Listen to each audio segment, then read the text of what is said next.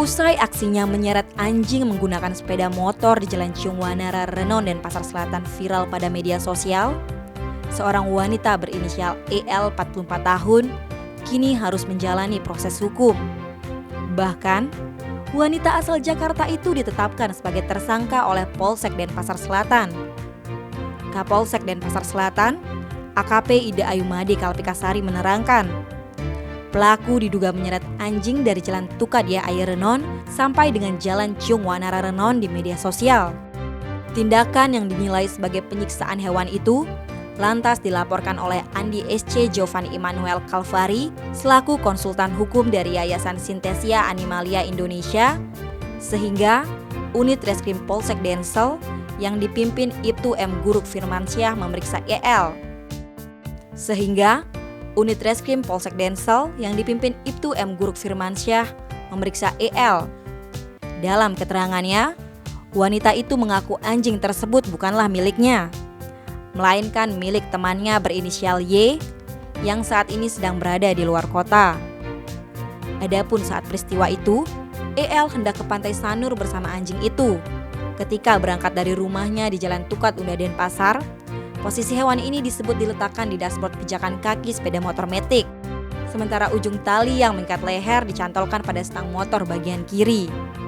Namun dalam perjalanan, wanita ini berdalih anjing tersebut tiba-tiba ingin turun dan dia sudah berusaha menaikkannya kembali.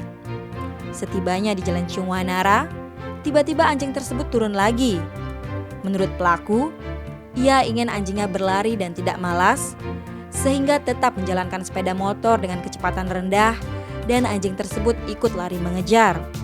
Selain itu, EL beralasan karena leher anjing terikat tali yang dikaitkan di stang, maka terlihat seperti terseret. Sampai di depan sekolah Petra Berkat, pelaku sempat ditegur seseorang yang tidak dikenal hingga ia naikkan anjing tersebut ke sepeda motornya lagi. Meski beralibi seperti itu, dalam rekaman video yang beredar, jelas terlihat anjing tersebut sampai tak bisa lagi melangkahkan kakinya yang kecil untuk mengikuti laju motor. Tapi terus saja ditarik paksa hingga terseret dan terluka. Bahkan, berdasarkan rekam medis dan pemeriksaan dari Klinik Hewan Anom pada 15 Mei 2023, disimpulkan diagnosa bahwa anjing itu mengalami vulnus abrasio, yaitu luka yang mengenai lapisan kulit paling atas atau epidermis karena gesekan kulit dengan permukaan yang kasar.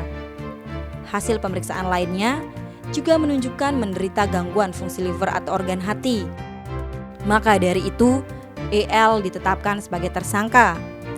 Atas perbuatannya, EL disangkakan pasal 302 ayat 1 ke LE KUHP tentang tindak pidana barang siapa tiada dengan maksud patut atau dengan melewati batas yang diizinkan untuk mencapai maksud sebagai itu sengaja menyakiti atau membuat cacat binatang atau merusak kesehatan binatang dengan ancaman pidana penjara selama 3 bulan. Tim Bali Express melaporkan.